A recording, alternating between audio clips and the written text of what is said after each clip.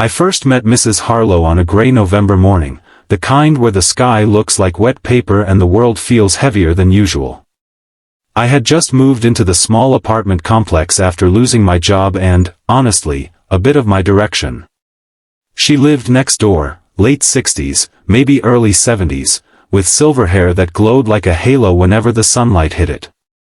Every morning at 8:30 sharp, a gentle knock echoed through my door. And every time I opened it, there she was, holding a steaming cup of tea. "Morning, dear," she'd say with that warm, matter-of-fact smile. "Chamomile today. You look like you need calm." At first, I thought it was just a neighborly gesture, maybe she did this for everyone.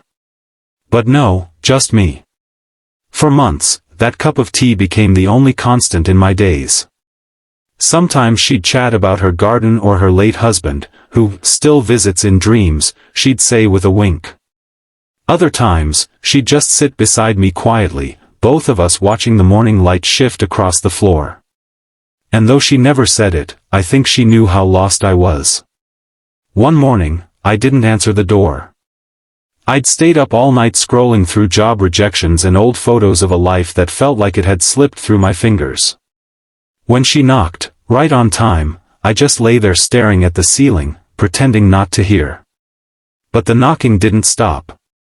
Finally, I opened the door, and there she was, holding her teacup tray, and something else. A small brown envelope. "Sit," she said softly.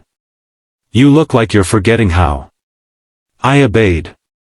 She handed me the tea first, cinnamon and honey, her favorite blend, and then placed the envelope on the table. Inside was a photo.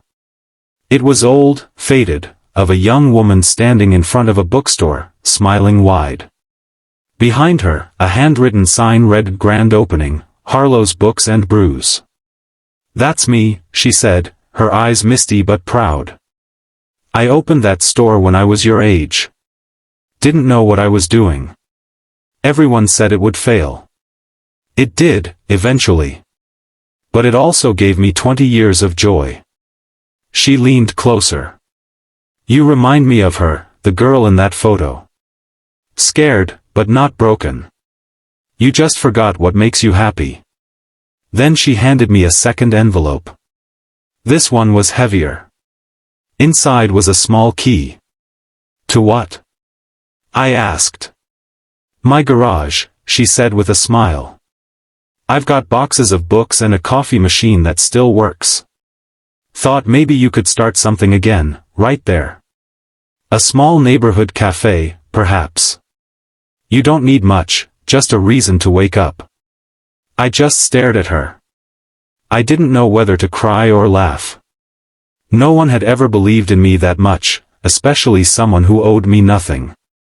Weeks later, we opened it together. A tiny pop-up corner cafe made from her old garage. Tea and Tales, we called it. The shelves were lined with her husband's books, and the air smelled like hope and cinnamon. Neighbors came. Kids brought drawings. People